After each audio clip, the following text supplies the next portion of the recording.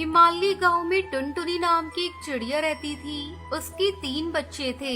वो अपने बच्चों को लेकर हमेशा टेंशन में रहती थी, क्योंकि गांव के किनारे ही एक घना जंगल था। टुनटुनी चिड़िया को डर रहता था कि पता नहीं कब बच्चे खेलते हुए जंगल की तरफ निकल जाएं और जंगली जानवर का शिकार हो जाएं। इस बात से चिंतित चिड़िया हमेशा अपने बच्चों को गाइड करती रहती थी कि कभी भी उस जंगल की तरफ मत जाना। पर एक दिन टुन्नू चिड़ा को दूसरा जंगल देखने की इच्छा होती है और वो चुपचाप जंगल की तरफ चला जाता है। जब माँ टुनटुनी को इस बात का पता चलता है तो वो टेंशन में आ जाती है और तुरंत अपने बच्चे को ढूंढने निकलती है। वहाँ टुनटुनी का बच्चा खेलता हुआ अभी जंगल में कुछ ही दूर पहुँचता है कि तभी 2 बिल्लियाँ आकर उसे घेर लेती हैं। ये देखते ही टुनटुनी का बच्चा डर जाता है और जोर जोर से अपनी माँ को बुलाने लगता है। ये देख दोनों बिल्लियाँ हंसती हैं। क्या ताजा ताजा मांस है, काश ये परसों मिला होता। तब तक आप लोग कमेंट पे बताएं 34 + 29 कितने होते हैं। क्यों परसों क्यों? परसों मेरा बर्थडे था ना, पार्टी और रंगीन होती। कोई बात नहीं, बिलेटेड बर्थडे पार्टी। लगता है हमारी बिलेटेड पार्टी ओवरवेटेड पार्टी होने वाली है। हाँ, 250 ग्राम के साथ 1 किलो फ्री। बस बस ज्यादा हंसो मत, वरना शेर राजा आकर तुम दोनों को फाड़ खाएंगे। शेर राजा क्यों? तुम्हें क्या लगता है मैं इसे यहाँ अकेले छोड़कर क्यों गई थी? क्योंकि शेर राजा ने हुक्म दिया था मैं अपने बच्चे को लेकर यहाँ से ना हिलूं जब तक कि शेर राजा ना आ जाए, और अगर उनके सिवा तुम लोगों ने इसे या मुझे खा लिया तो शेर राजा तुम दोनों को जिंदा नहीं छोड़ेंगे। और शेर राजा को पता कैसे चलेगा तुम्हें हमने खाया? तुम क्या शेर राजा को बेवकूफ समझते हो? जंगल का राजा है वो देखो हाथी राजा को हम पर नजर रखने के लिए यहाँ छोड़ गए हैं। ये सुनकर दोनों बिल्लियाँ टेंशन में आ जाती हैं और आपस में कहती हैं, हाँ यार, हाथी राजा तो हमारे बारे में बता कर ही रहेंगे। तो क्या करें, जान बची तो लाखों पाए। शेर के मुंह से निवाला छीनना खुद शेर का निवाला बनना है। चलो चलते हैं। ये कहकर दोनों बिल्लियाँ वहाँ से चली जाती हैं। बिल्लियों के जाते ही बच्चे की जान बच गई। ये देख टुनटुनी जल्दी जल्दी बच्चों को लेकर वापस अपने घर की तरफ भागती है। अभी वो कुछ आगे उड़ी थी तभी उसके सामने शेर आ जाता है। उन्हें देखते ही शेर धाड़ता हुआ उनकी ओर भागता है। शेर एक ही जंप में उनके सामने पहुँच जाता है। तभी अंदर ही अंदर कांपती हुई माँ हिम्मत करके कहती है, ठहरिए शेर राजा, वरना शेरनी को गुस्सा आ जाएगा। कहाँ है शेरनी? तुम नन्ही सी चिड़िया अपने आप को शेरनी समझ रही हो? मैं आपकी शेरनी की बात कर रही हूँ। मेरी शेरनी? हाँ, आप क्या समझते हो मैं कि अपने बच्चे को लेकर इस भयानक जंगल में पिकनिक मनाने निकली हूँ?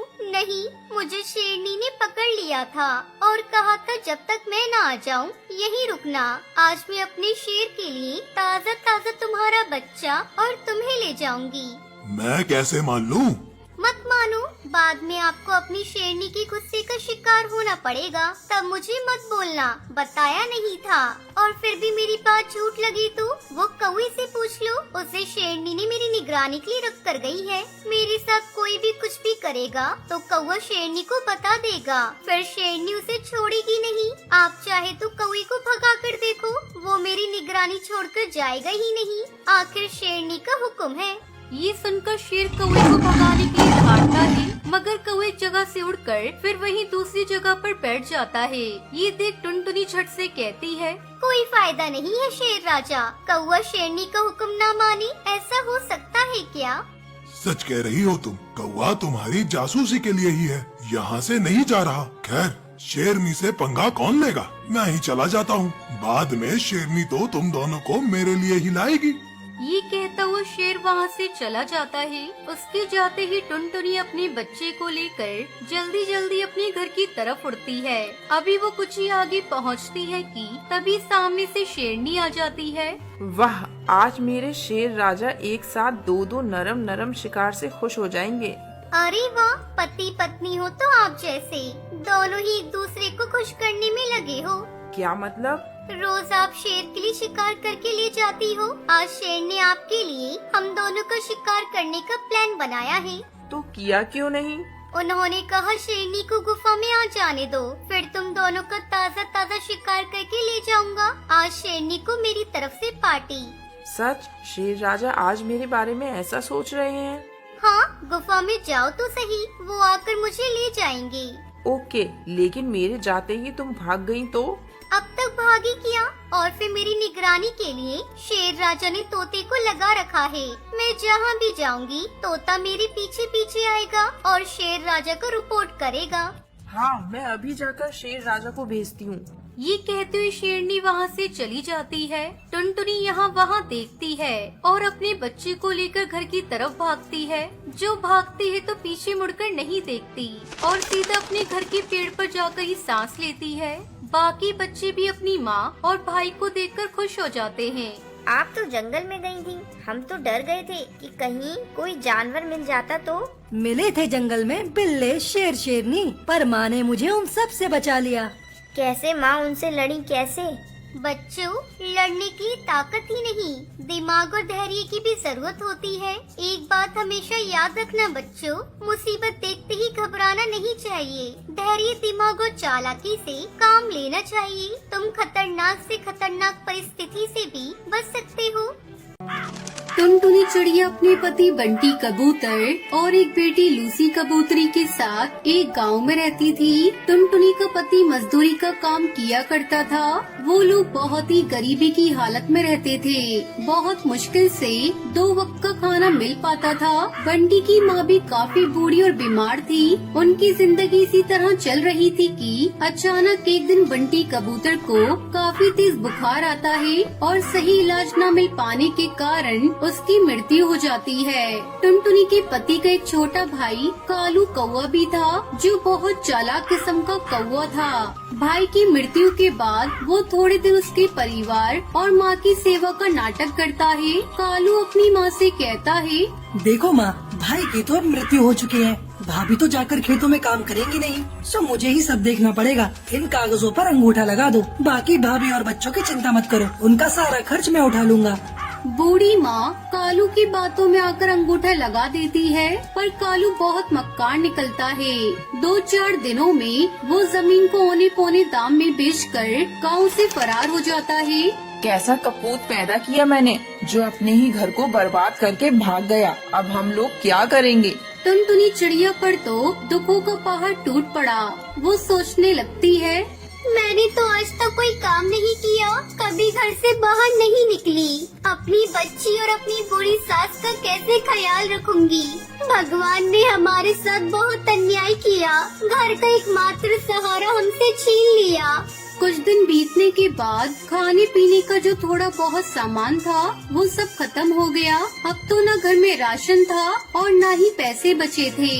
टुनटुनी अपनी सास से कहती है, माँ जी, जो भी पैसे जुड़े हुए थे वो सब खत्म हो गए हैं। कुछ दिन तो कट गए, पर अब आगे का कुछ सोचना पड़ेगा। अब बस केवल थोड़े से दाल और चावल ही बचे हैं। आज का ही खाना बन पाएगा, कल से मुझे कुछ काम ढूंढने जाना पड़ेगा। मैं बहुत चिंतित हूँ कि तुम लोगों को अकेला छोड़कर मैं काम पर कैसे जाऊँ।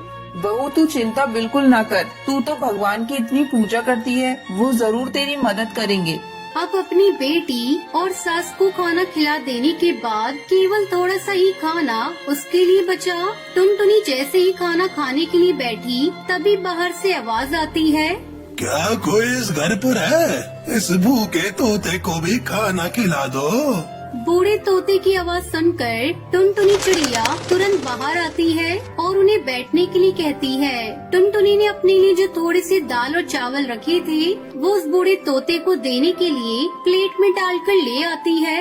ये जो थोड़ा बहुत खाना ही खा लो, मेरे पास आज केवल इतना ही भोजन है, आप इसे ग्रहण कर लें। बूढ़ा तोता खाना खाते खाते टुनटुनी से पूछने लगता है, क्या हुआ बेटी, उदास क्यों हो? टुनटुनी उस बूढ़े तोते को सारी कहानी बताते हुए कहती है, मेरे पति की मौत हो चुकी है और कमाई का कोई जरिया नहीं है। आज तो राशन भी खत्म हो गया है। मुझे समझ नहीं आ रहा कि अपनी छोटी बच्ची और बूढ़ी सास को छोड़कर कैसे बाहर काम पर जाऊं, और यदि काम नहीं किया तो इनके लिए खाना कहां से लाऊंगी।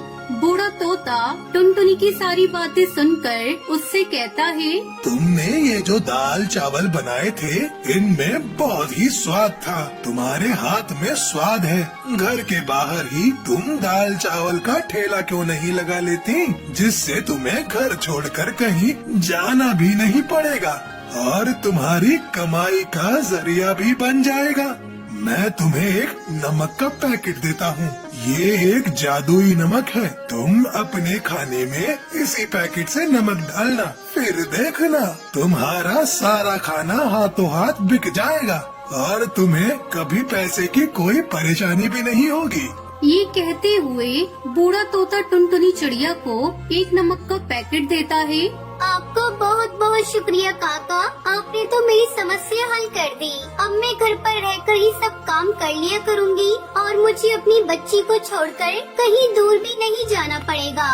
तुम बहुत ही अच्छे दिल की चिड़िया हो। तुम्हारे मन में लोगों के लिए दया भाव है और तुम लोगों की मदद करना चाहती हो, इसलिए मैं तुम्हें ये जादुई नमक दे रहा हूँ। ये तुम्हारी बहुत मदद करेगा। और हाँ, ये याद रखना, ये पैकेट कभी भी खाली नहीं होगा। बस तुम इसे संभाल कर रख देना और हमेशा खाने में नमक इसी में से डालना। भगवान तुम्हारा भला करेंगे। ये कहते हुए वो बूढ़ा तोता वहाँ से चला जाता है। टुनटुनी अगले ही दिन भगवान का नाम लेकर खाना बनाने का काम शुरू करती है। पहले दिन वो दाल चावल ही बनाती है और उसमें वही जादुई नमक डालती है। पहले ही दिन कुछ पक्षी टुनटुनी से दाल चावल खरीद कर खाते हैं, तो उसके दाल चावल के स्वाद से वो पक्षी बहुत खुश होते हैं। वाह बहन, क्या बात है। ये दाल चावल तो बहुत ही स्वादिष्ट है। हम भी रोज घर में दाल चावल बनाते हैं, परंतु ऐसा स्वाद तो कभी भी नहीं आया।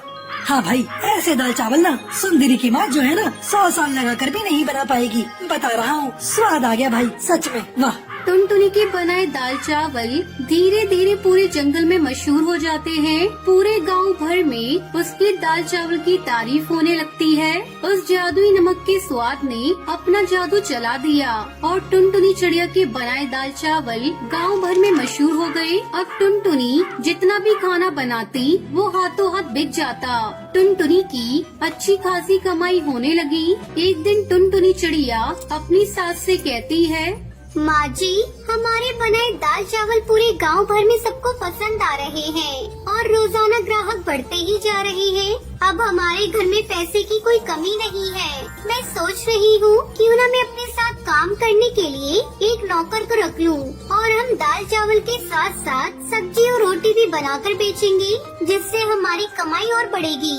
हाँ हाँ, क्यों नहीं बेटी। तुम इतने मन से और साफ सफाई से खाना बनाती हो तो खाने में तो स्वाद आएगा ही। तुम इसी तरह मेहनत करती रहो, भगवान तुम्हें सफलता देंगे। कुछ दिन बाद कालू कौवा घर वापस लौटा। वो अपनी माँ और भाभी से माफी मांगते हुए कहता है, मुझे माफ कर दो माँ और भाभी, मैंने आप दोनों के साथ बहुत बुरा किया। मुझे अपनी गलती का एहसास है। अगर भाभी तुम्हारे पास कोई काम हो तो मुझे रख लीजिए, मैं आपके काम में हाथ बटा दूंगा। टुनटुनी चिड़िया बहुत सोचकर बोली, ठीक है, मैं तुम्हें एक और मौका दे देती हूँ। तुम आज से ही मेरे ढाबे पर काम कर सकते हो। अब कालू कौवा कुछ दिन तक टुनटुनी चिड़िया के साथ अच्छे से काम करता है और उसे टुनटुनी चिड़िया के जादुई नमक का पता चल जाता है और वो सोचने लगता है, अगर मैं इनका जादुई नमक का पैकेट चुरा लूं, तो मैं भी इससे अच्छा खाना बनाऊंगा। उसमें वैसा ही स्वाद आएगा जैसा कि टुनटुनी के खाने में आता है। बस फिर क्या था, कालू कौवा लालच में आकर टुनटुनी के जादुई नमक में से थोड़ा सा नमक चुरा लेता है। टुनटुनी की बेटी ये सब देख लेती है। वहीं दूसरी ओर कालू कौवा टुनटुनी के चुराए हुए नमक से खाना बनाकर अपना ठेला लगाता है और सभी पक्षियों से कहता है, आइए आइए और कालू के ठेले पर आकर स्वादिष्ट खाना खाइए। कुछ पक्षी कालू के ठेले पर खाना खाने आते भी हैं, पर जैसे ही वो पक्षी खाना मुंह में डालते हैं उसे थूकने लगते हैं। आ थू थू थू थू थू है, इतना बेस्वाद और गंदा खाना। इसमें तुमने मसाले डाले हैं या जहर डाला है भाई? है थू थू थू थू, हमारे सारे पैसे बर्बाद कर दिए हैं। ये खाना तो कोई जानवर भी नहीं खाएगा। लाओ हमारे पैसे वापस करो। सभी पक्षी कालू को भला बुरा कहने लगते हैं और अपने पैसे वापस लेकर वहाँ से चले जाते हैं। वो बहुत दुखी होता है कि उसने तो पैसे उधार लेकर बहुत सारा खाना बना लिया था, परंतु सारा खाना बर्बाद हो गया, जिससे उसका बहुत बड़ा नुकसान हुआ। अगले दिन कालू रोते हुए टुनटुनी से माफी मांगने जाता है। उसे समझ में आ गया था कि एक भली चिड़िया के साथ बुरा करने और चोरी करने का अंजाम उसे मिल गया है। कालू कौवे को अपनी गलती समझ आ जाती है और उसके बाद से वो ईमानदारी के साथ टुनटुनी चिड़िया के यहाँ काम करने लगता है।